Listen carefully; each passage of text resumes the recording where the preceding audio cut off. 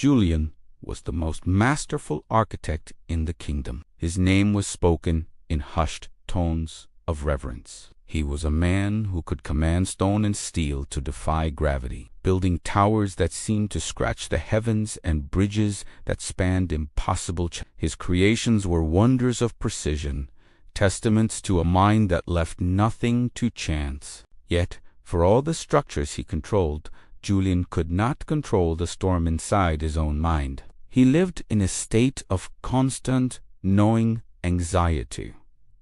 His greatest strength was his curse. He saw the world as a series of problems to be solved, of chaos to be ordered. He planned every moment of his day, every conversation, every meal. He trusted only his own intellect and his own hands. But life, unlike his blueprints, refused to be controlled. This lack of certainty, this potential for error, haunted his waking moments and stole his sleep. His fame and wealth brought him no peace. He was the architect of marvels who lived inside a prison of his own making. One day, struggling under the weight of a new commission, a grand library for the king, Julian felt himself break. The plans were flawless, but he was paralyzed by the infinite things that could go wrong. A storm, a bad shipment of stone, a miscalculation by a worker. He fled the city, walking without aim until he reached the rugged coast, a place he despised for its wild, untamed nature. He walked for hours until he came upon an old lighthouse standing alone on a windswept cliff. It was ancient, simple, and utterly unimpressive compared to his own designs. Its keeper was a man named Elias, old and weathered as the stones he tended. Julian found him sitting calmly on the cliff edge, watching a violent storm brew on the horizon. "That storm will be here soon," Julian said, his voice tight with tension.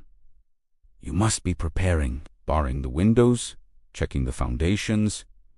Elias smiled, his eyes never leaving the sea. "The foundations are set," he said, his voice a low rumble like the distant waves.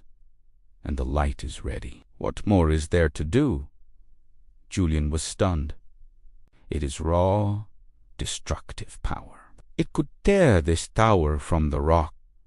"It could," Elias agreed, nodding. "It has tried many times." "And this does not fill you with terror?" Julian demanded. This power you cannot control." Elias' gaze finally turned to the architect. His eyes were as deep and gray as the ocean. He did not give an answer. Instead, he motioned for Julian to follow him inside, up the winding stairs to the giant lens at the top. The storm was closer now, the wind howling. "You are a great builder, I am told," Elias said, polishing the great glass lens. "You build things to stop the world from happening. You build walls against the wind, roofs against the rain." "Of course," Julian said. "That is what a building is." "This building," Elias said, patting the stone wall, "is different.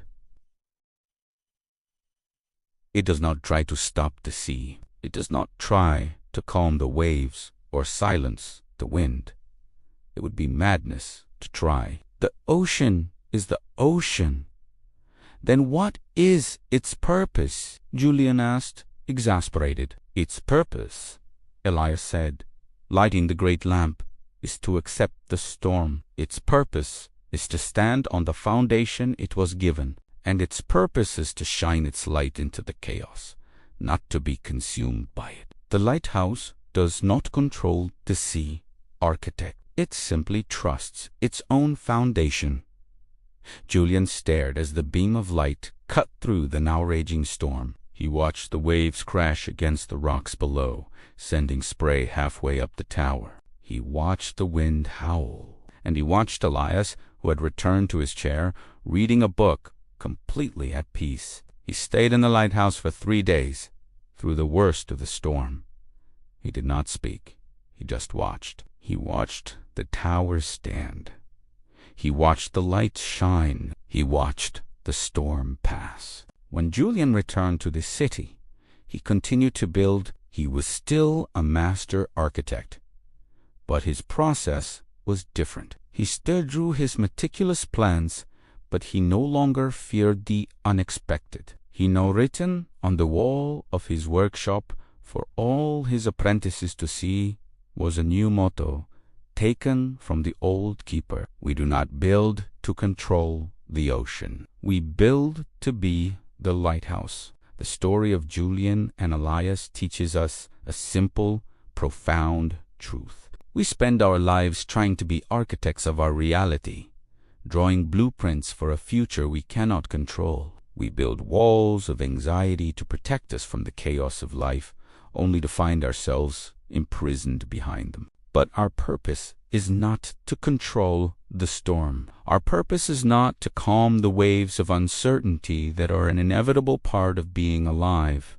Our purpose is to be the lighthouse, to find our own unshakable foundation, our values, our inner truth, our faith, and to stand upon it, to accept the storm, to accept the chaos, and to shine our own light steadily and without fear into the darkness.